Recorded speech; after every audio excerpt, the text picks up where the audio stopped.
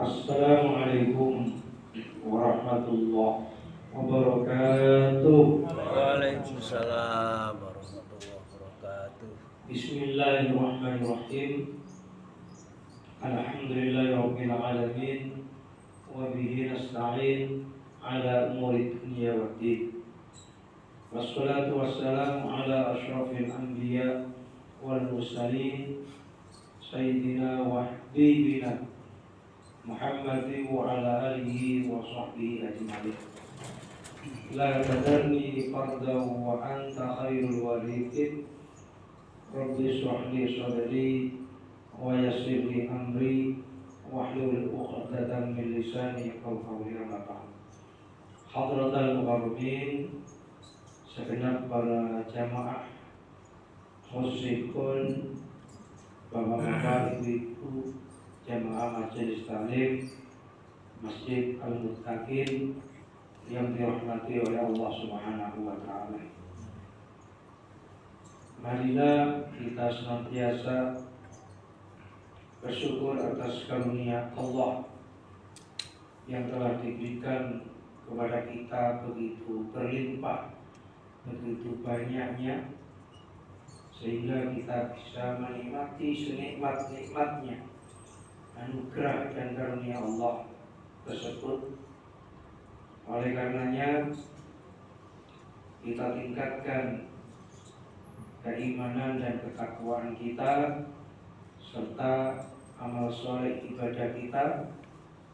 Tentunya kualitas ibadah ditunjang dengan ilmu syariat sebagai sumber hukum dasar daripada amal soleh ibadah kita agar diterima dan diridhoi oleh Allah secara baik dan sempurna.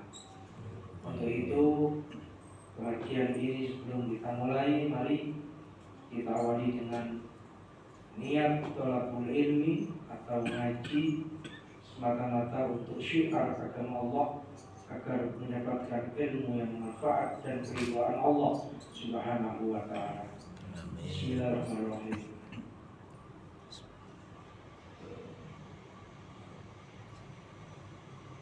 Al-Fatihah. A'udzu billahi minasy syaithanir rajim. Bismillahirrahmanirrahim. Alhamdulillahi rabbil alamin. Ar-Rahmanir Rahim.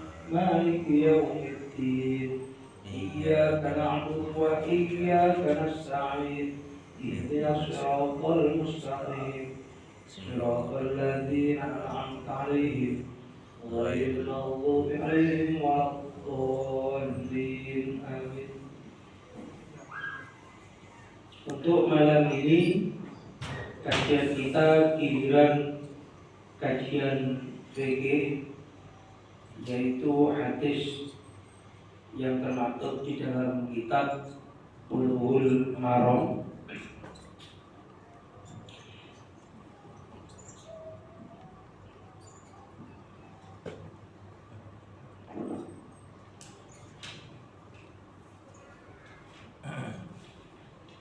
Kita sampai pada bab masalah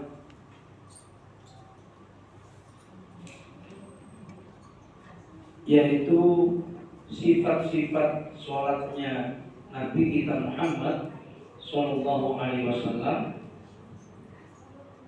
Hadis yang ke-31, wa Ali bin Abbas radhiyallahu anhuma, dan dari Ibnu Abbas radhiyallahu anhuma qala Rasulullah Muhammad sallallahu alaihi wasallam, bahwasanya Rasulullah Muhammad sallallahu alaihi wasallam itu bersabda,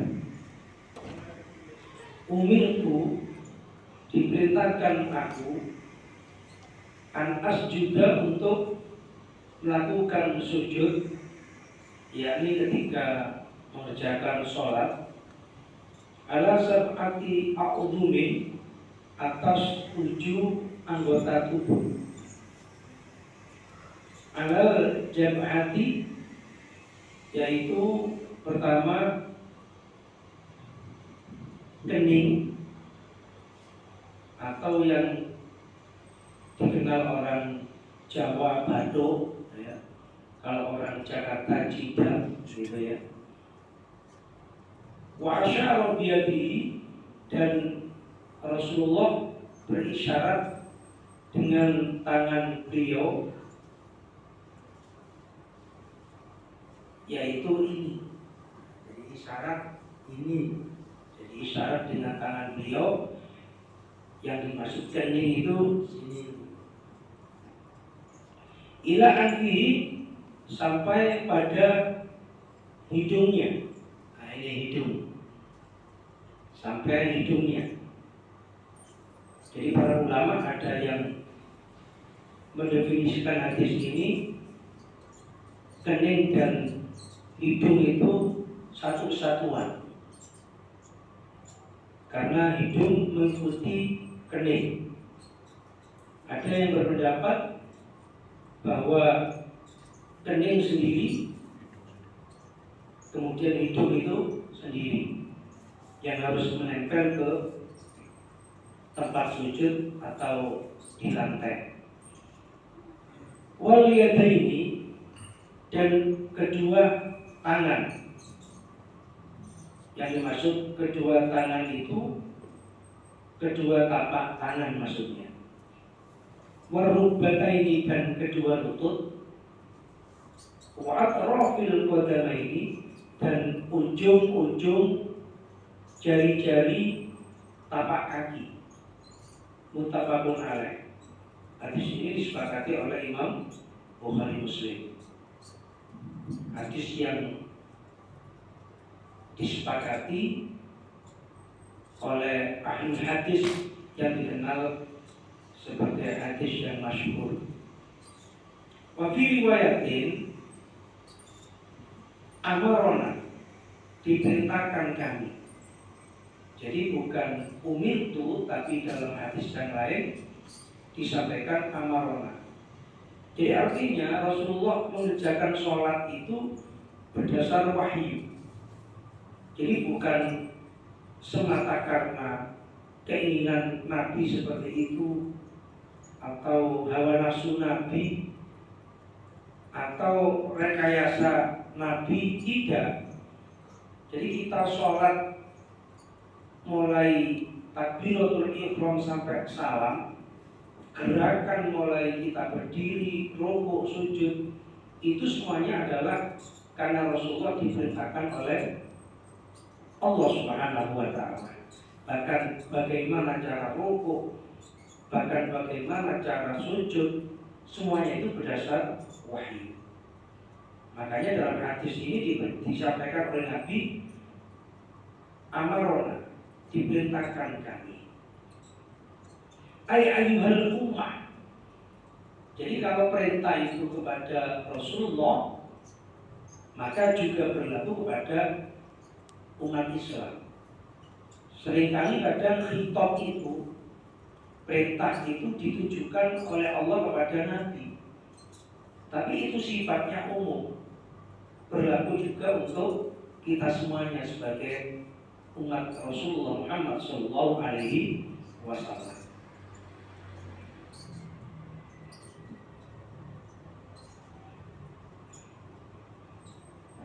Qala Qurtubi, pendapat Imam Qurtubi, hadza yadullu, hadis ini menunjukkan ala annal jabhata, bahwasanya sesungguhnya kening al aslu fi sujud itu adalah asal diperintahkannya diletakkan di lantai ketika sujud. Wal anfu tabi'ullah, adapun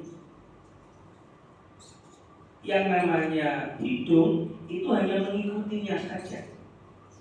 Jadi hidung itu mengikutinya saja. Makanya menurut pendapat Imam Syafi'i, karena dianggap hidung itu hanya mengikuti, maka sunnah ditempelkannya. Yang wajib itu adalah keningnya. Adapun hidungnya menurut pendapat Imam Syafi'i itu ditempelkan hanya sunnah. Qala Ibnu Daqiq berpendapat maknahu bahwa pengertian hadis itu annahu ja'alahuma menjadikan kening dan hidung itu ka'annama udhun wahid, bagaikan keduanya itu satu anggota tubuh. Jadi ka'annahuma udhun wahid. Kata Ibnu Daqiq bahwa antara kening dan hidung itu adalah satu kesatuan anggota tubuh.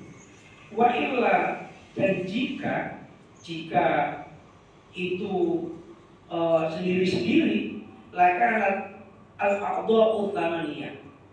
Tentunya Nabi tidak menyebut 7 anggota tubuh, tentunya akan menyebut 8 anggota tubuh. Sehingga oleh Imam Hambali bahwa hidung itu dianggap wajib ditempelkan di lantai. Jadi menurut Imam Hambali bahwa hidung itu wajib ditempelkan di lantai, karena satu kesatuan dengan kening. Itu menurut Imam Hambali, beda dengan menurut Imam Syafi'i.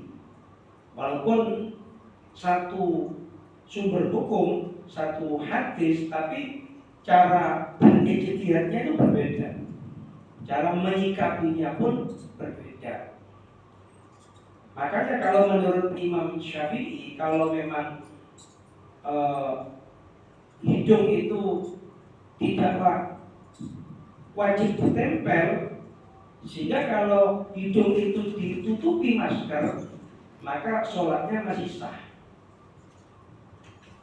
Tapi kalau hidung itu satu kesatuan dengan kening, sebagaimana pendapat Imam Hambali, bahwa jikalau hidung itu ditutup masker, sholatnya nggak sah.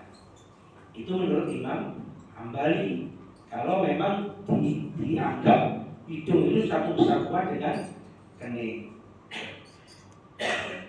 Yang perlu dipahami bahwa ketika kita sujud, yang wajib dibuka itu kening, memang wajib dibuka kening, baik itu perempuan maupun laki-laki.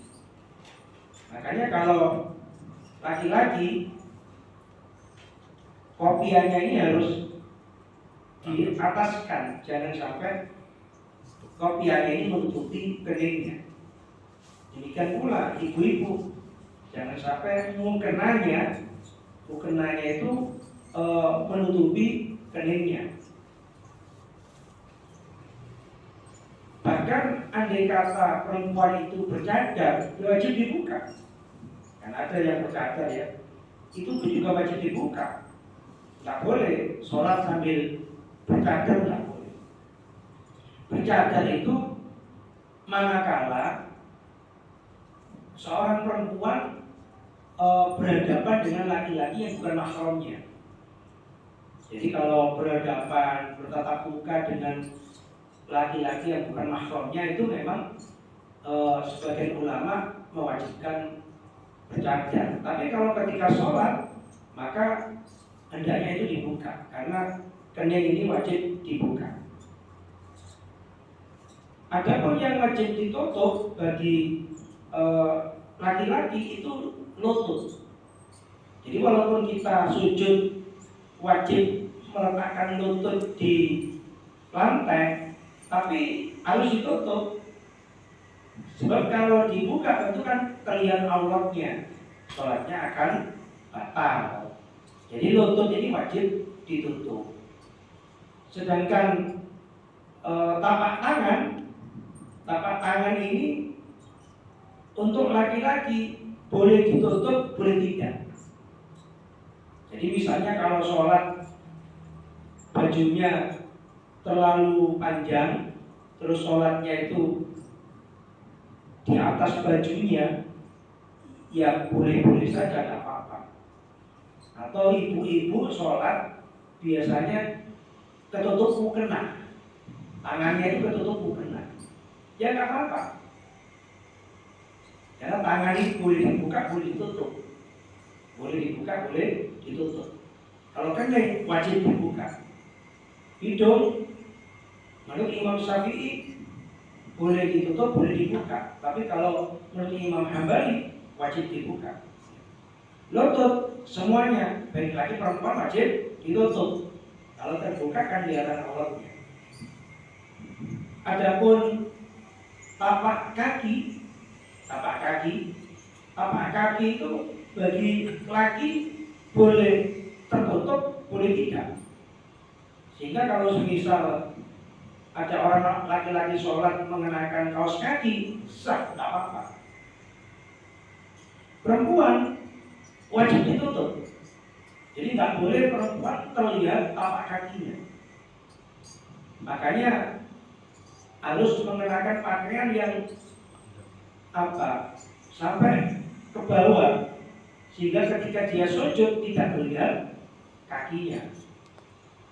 Walaupun mukena itu pakaian tradisi Indonesia, jadi sholat yang paling sempurna bagi perempuan yang Indonesia ini, karena Indonesia itu pakai mukena dan itu bisa menutupi kesekujur tubuh. Apakah boleh perempuan sholat mengenakan pakaian yang jilbab biasa dikenakan bepergian? Boleh, asal kakinya itu tertutup. Mungkin pakai kaos kaki, ya, bisa pakai kaos kaki. Ketika sujud dan tidak terlihat tapak kakinya. Tapak kaki itu harus menapak, jari-jarinya harus menapak. Tidak boleh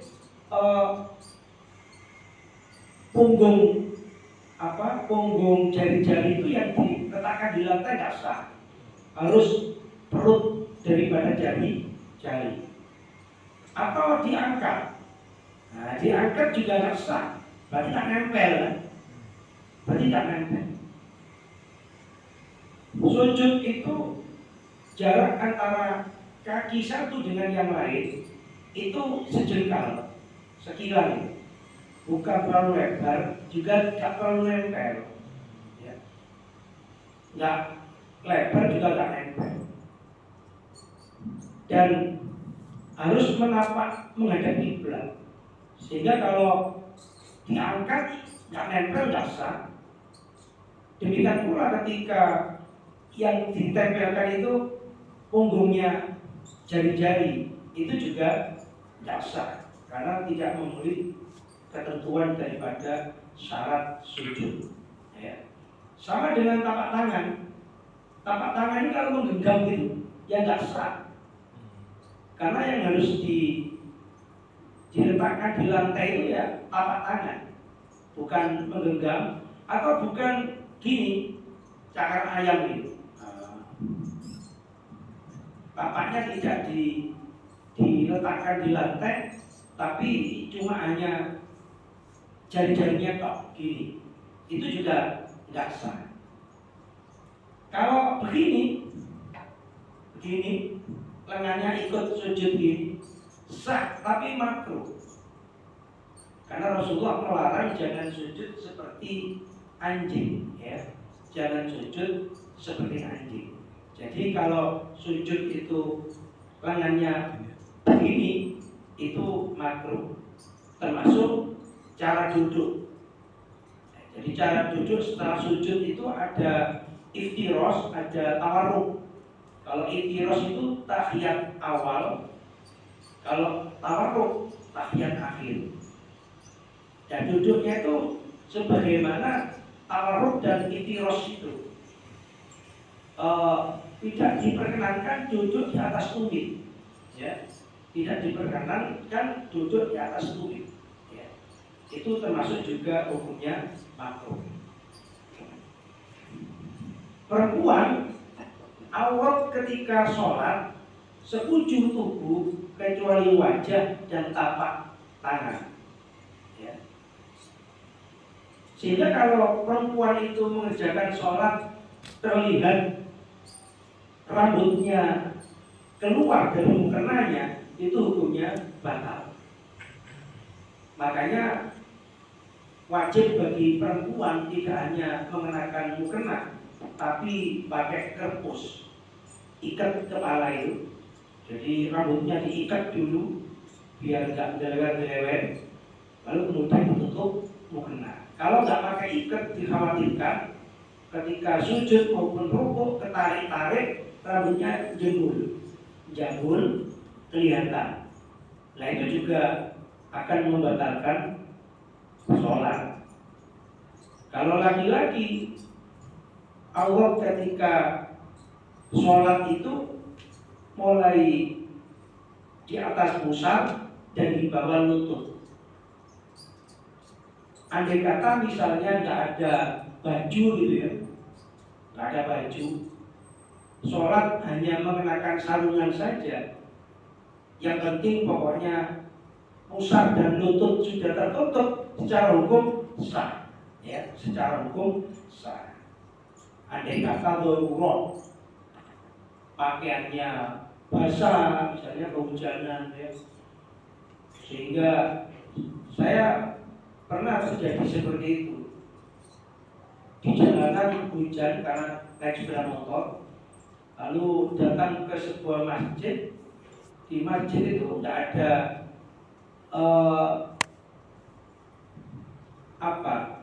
gantian atau nggak ada persiapan untuk pakaiannya. Kalau sarung ada, mempersiapkan sarung, tapi baju tidak. Nah, sedangkan baju basah, celana basah, sehingga sholat mau nggak mau kan ya pakai sarung saja. Jadi pakai sarung, lalu kemudian sarungnya kan banyak, yang satunya diselemparkan di atas. Secara hukumnya sah, walaupun kelihatan dadanya mungkin, atau kelihatan lengannya.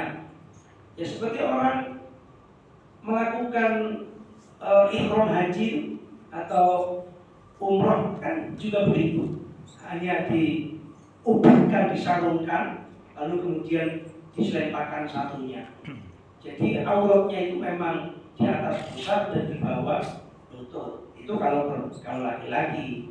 Tapi kalau perempuan seluruh tubuh kecuali wajah dan tapak tangan. Tapak kaki itu termasuk aurat. Nah terkadang banyak ya perempuan itu nggak paham. Sholat kan tidak wajib mukena, iya mukena tidak wajib, tapi aurat kan wajib ditutup. Sehingga seringkali anak-anak mahasiswa itu mengerjakan sholat dengan pakaian dia kuliah, tapi kemudian ketika sujud terlihat tapak kakinya, lah itu secara hukum nggak sah sholatnya. Ya kalau memang harus mengenakan pakaian kuliah seperti itu, persiapan kaos kaki, ya, persiapan kaos kaki. Demikian pula bajunya yang termasuk dianggap aurat itu kan tangan ini, tapak tangan dan atasnya ini. Nah kalau lengannya ketarik ini terlihat lengan, ya batal juga, ya. Makanya kalau mukena kan sempurna, biasanya kan ada semacam talinya ya, seperti ditalikan sehingga masuk seperti kaos kaki itu, kaos tangan ya, seperti kaos tangan, selontongan itu. Sehingga kalau misalnya ngangkat tangan, rukuk, sujud itu nggak khawatir terlihat lengannya. Kalau pakai baju gini, kalau nggak panjang, jadi atau ada kancingnya, dikhawatirkan terlihat lengan. Sehingga kalau perempuan terlihat tapak kaki, terlihat lengan, terlihat rambutnya, maka itu secara otomatis sholatnya batal. Ya artinya lebih mudah laki-laki daripada perempuan di dalam mengerjakan sholat. Sekarang hadis yang ke 32. Wa ibni Bahina wa Abdullah bin Malik bin Bahina bidomilya al-muhada bidomil ba Buhaina berarti bidomil ba di doma ba-nya Buhaina wa fathul ha Buhai wa sukunul mutannas tahtiyah dan disukunkan yang bertitik dua berarti Buhaina, namanya Ibnu Buhaina, asli namanya Abdullah bin Malik. Jadi orang Arab itu memang begitu ya. Orang Arab itu seringkali disebut namanya itu bapaknya. Misalnya seperti Ibnu Umar, anaknya Umar.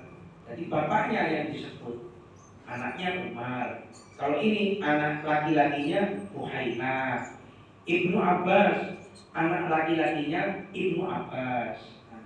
Imam Syafi'i itu asal namanya ya Muhammad. Syafi'i itu mbahnya. Jadi seringkali seperti itu orang Arab itu. Jadi Ibnu Buhaina, Ibnu Abbas, Ibnu Umar, Ibnu Athaillah dan begitu seterusnya. Gak tahu kok seringkali bapaknya yang disebut-sebut. Karena Nabi Sallallahu Alaihi Wasallam, bahwasanya Nabi itu karena idza sholat, jadi persaksian Ibnu Buhaina bahwa ketika Nabi itu sholat wasajada dan ketika Nabi itu sujud farroja baina yadayhi, beliau membenggangkan kedua tangannya. Jadi farroja itu membenggangkan atau menjauhkan, menjauhkan baina yadayhi, di antara kedua tangannya. Hatta yabdua, sehingga nampak pada diri Rasulullah bayadu ibtaihi, putihnya ketiak Rasulullah. Muttafaqun alaih. Hadis ini disepakati oleh Bukhari Muslim juga, hadis yang sahih. Jadi ini hanya isyarat ya, bukan berarti Nabi itu kalau sholat gak pakai baju sampai sujud saja kelihatan ketiak. Maksudnya ketiak bajunya ini kelihatan ketiak bajunya. Nabi juga begitu, ketika kalau berdoa itu sering mengangkat tangannya itu kelihatan ketiaknya. Yang dimaksud juga bukan ketiaknya Nabi, tapi baju ketiaknya ini kelihatan sampai seperti baju ketiak. Jadi bukan ketiaknya, berarti Nabi kan sholat gak mandian gitu. Atau kalau berdoa juga gak bajuan, tidak. Jadi yang dimaksud itu mengangkat tangan sehingga kelihatan baju di ketiaknya itu. Demikian pula sujud. Jadi ketika sujud itu bukan nempel gini, tapi membenggangkan kedua tangan sejajar dan bahu. Sampai dalam hadis yang lain itu digambarkan, andai kata ada cempe gitu ya, ada kucing lah, lewat itu bisa gitu. Andai kata ada kucing, cempe itu bisa lewat di kolong tempat sujudnya Rasul itu.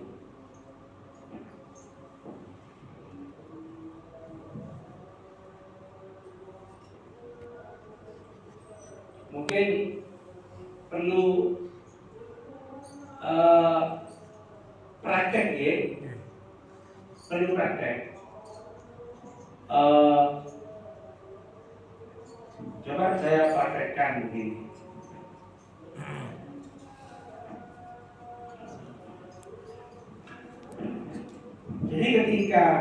berdiri begini, ini bagi yang sehat ya, bagi yang sehat. Bagi yang darurat ya nggak apa-apa. Disunahkan ketika berdiri menuju sujud itu lututnya dulu. Jadi lututnya dulu. Jadi dan tidak disunahkan mengangkat tangan. Jadi mengangkat tangan itu ketika i'tidal dan rukuk dan i'tidal saja. Jadi misalnya takbiratul ihram. Kalau takbiratul ihram kan disunahkan mengangkat tangan. Allah kan begitu. Jadi takbir itu antara tapak tangan dan bahu ini sejajar. Dan ini sejajar dengan telinga. Jadi bukan begini, tapi begini. Allah kan gagal ini. Kalau menempel ke telinga itu perempuan. Kalau menempel ke telinga itu perempuan. Kalau laki-laki begini. Allahu Akbar. Nabi terkadang meletakkannya itu di dadanya, kadang pula di bawah dadanya, kadang di atas pusat. Jadi boleh begini, boleh begini, boleh begini. Demikian pula meletakkan tangan, terkadang di atas tapak tangan begini, kadang di pergelangan begini, sehingga mengikat begini antara kelingking sama jempol begini. Terkadang di lengan. Jadi ada kalanya begini, ada kalanya begini, ada kalanya begini. Sehingga ketiga-tiganya boleh dilakukan. Nah, ketika rukuk itu disunahkan angkat tangan. Allahu Akbar. Ini memegang lututnya begini. Megang lutut sampai 90 derajat. Kemudian i'tidal sama, mengangkat tangan. Sama Allahu liman hamidah. Allah mendengar pujian hambanya. Nah, tangannya disampingkan ini supaya tumanina. Ada yang berpendapat boleh disedekapkan, Misalnya, Sami Allahu liman hamidah. Boleh begini. Intinya apa? Boleh begini, supaya tumanina. Nah, baru kemudian ketika sujud tidak disunahkan untuk mengangkat tangan, tapi mendahulukan lututnya. Itu bagi yang sehat. Kalau yang sudah tua ya nggak apa-apa, tangan dulu nggak apa-apa. Allahu Akbar. Yang kuat, yang nggak kuat dibantu oleh tangannya dulu nggak apa-apa. Nah, baru sujud ini menempel, ini juga harus menempel gini, nggak boleh begini. Nah, ini nggak sah ini. Terus jaraknya juga 1 jengkal. Lalu kemudian ini dipenggangkan, kelihatan kesian. Allahu Akbar. Maksudnya nggak begini. Kan ada yang sholat begini atau begini, menutupi lubang ininya, pahanya. Jadi dipenggangkan kedua tangannya ini. Ini ada lubang yang bisa dimasuki oleh sesuatu. Sampai cempe itu, kucing itu bisa masuk. Maksudnya begitu. Jadi nanti praktek yang lain ya, nanti nunggu hadisnya akan dibaca. Bagaimana akhiyatnya, bagaimana duduk iftirosnya dan begitu seterusnya. Maka sebelum kita lanjutkan, ada yang menyampaikan pertanyaan nggak ada?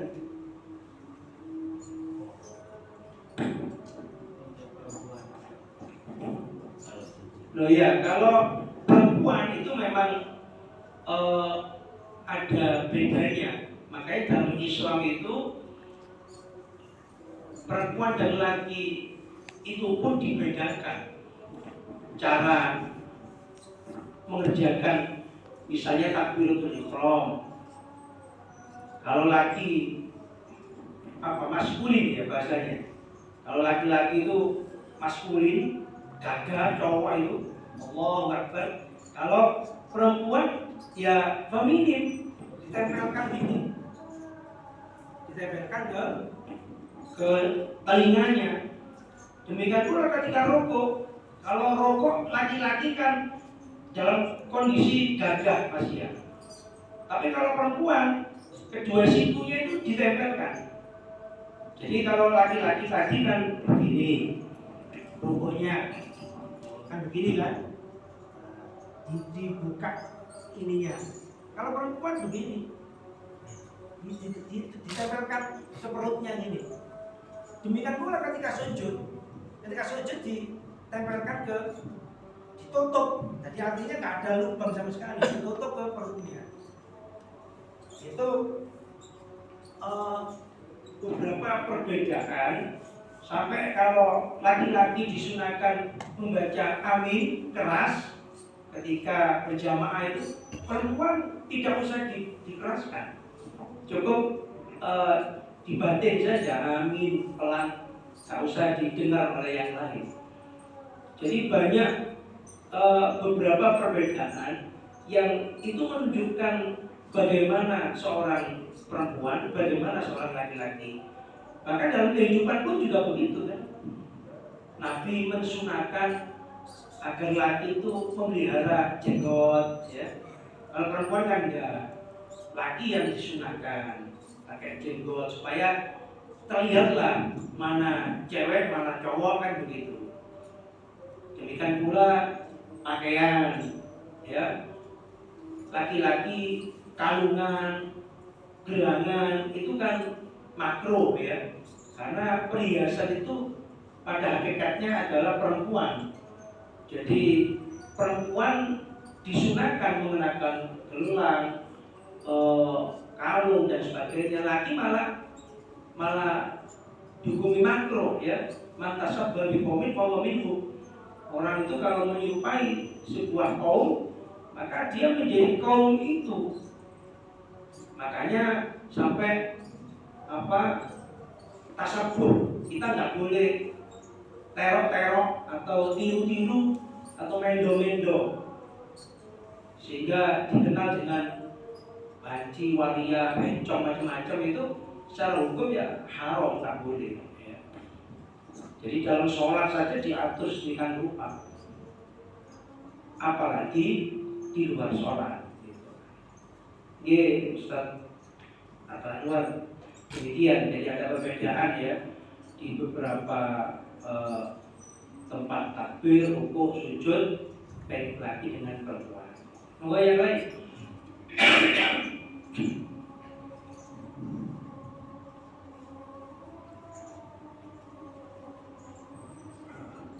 Kalau nggak ada, oh iya.